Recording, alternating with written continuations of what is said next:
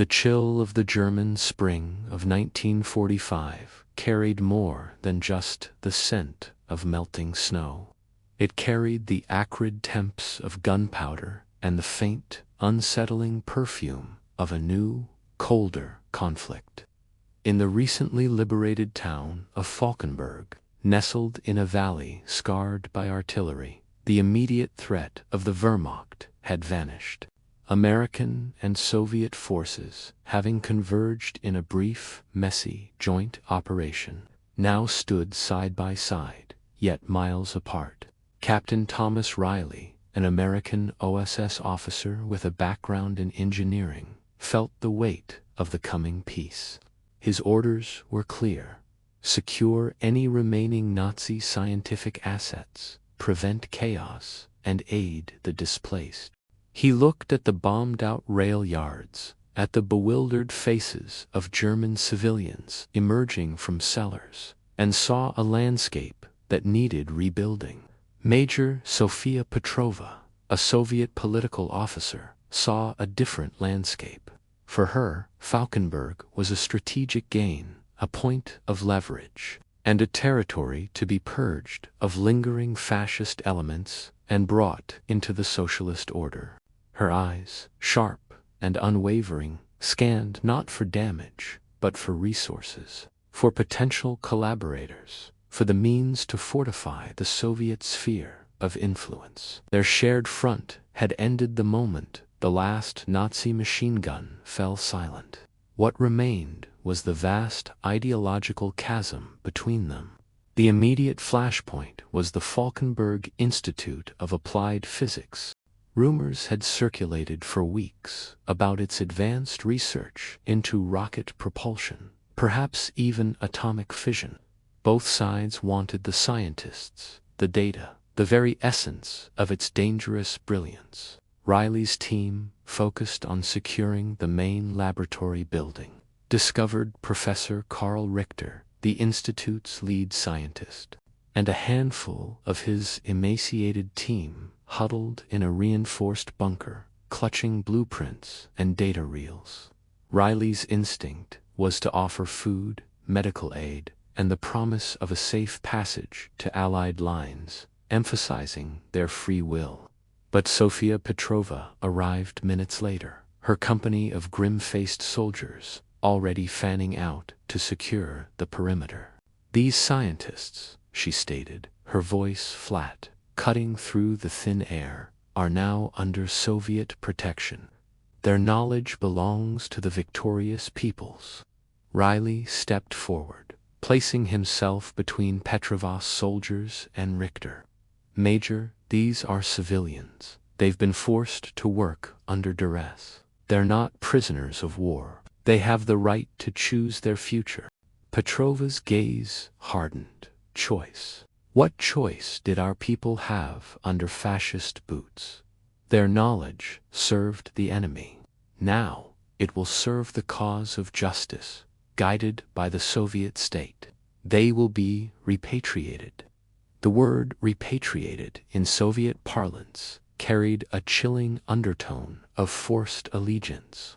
The tension crackled, an unseen electric current. It wasn't a firefight, but a silent, geopolitical standoff. Riley appealed to humanitarian principles, to international law. Petrova invoked Soviet sacrifice, the millions dead, the right to reparations, not just in material, but in intellect. We have reports of other German scientists in the sector being interrogated, persuaded. Riley pushed, implying forced recruitment. We have procedures for dealing with these cases. A joint committee, perhaps. Our procedures are efficient, Captain, and effective, Petrova countered, a hint of steel in her voice. Your American persuasion has its own methods, does it not? We understand the accusation, subtle but clear, hung heavy, a reminder of their shared clandestine wartime activities, now turned against each other. The standoff escalated. Riley positioned his men to guard the bunker entrance. Petrova's soldiers encircled the building.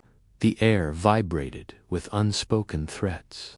Neither side wanted to fire the first shot, not yet, not when the war against Germany still theoretically consumed them. Then, a sudden, piercing cry echoed from nearby.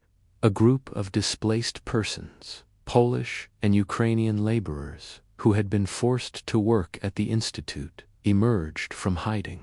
They looked starved, terrified, and some were clearly anti-Soviet. Petrova's men immediately moved to secure them. "Stop," Riley commanded, his voice sharp.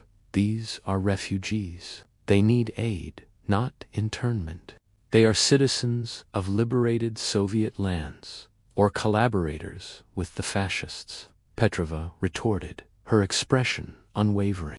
"They will be returned to their homes, to face justice if necessary." Her definition of justice differed wildly from his. The incident over the refugees became the breaking point. Riley watched helplessly as Petrova's soldiers, efficient and emotionless, herded the terrified, displaced persons away, some clearly resisting. The ideological abyss between them was no longer an abstract concept. It was a tangible force, separating human beings. In the end, a compromise of sorts was reached regarding Professor Richter and his team, a split of the research data, a temporary joint custody of the scientists until a higher directive came. But the trust, thin as ice to begin with, was shattered.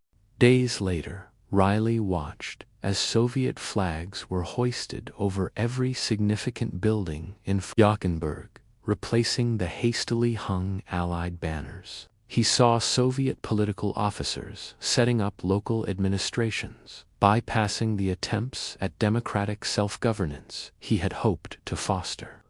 When he finally departed Falkenberg, Sofia Petrova stood by the roadside, watching his jeep disappear. She offered no wave, no nod. Her face remained a mask, but in her eyes, Riley saw not an ally, but a formidable opponent, already braced for the next global conflict. The shared front against Nazism was indeed over in Falkenberg. Beyond it stretched a landscape of suspicion, ideological rigidity, and competing visions for the world.